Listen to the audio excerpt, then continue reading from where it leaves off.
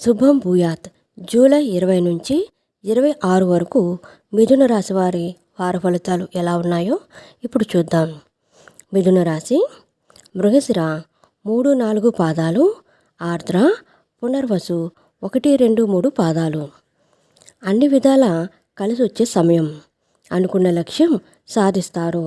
సమర్థతకు గుర్తింపు లభిస్తుంది. ఖర్చులు అంచనాలను మించుతాయి. చేపట్టిన పనులు సకాలంలో పూర్తి చేస్తారు. అందరితోనూ మితంగా సంభాషించండి. పెద్దల జోక్యంతో ఒక సమస్య సద్దుమణుగుతుంది. మీ సాయంతో ఒకరికి మంచి జరుగుతుంది.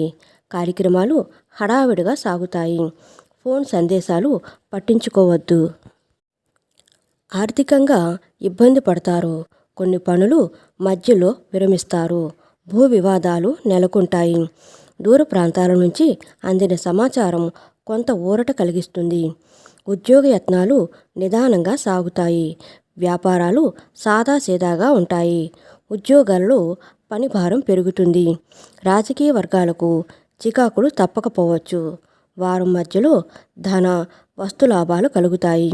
కలిసొచ్చే రంగులు నేరేడు, లేత పసుపు రంగులు. విష్ణు సహస్రనామ పారాయణం చేయటం మిథున రాశి వారికి చెప్పదగిన సూచన.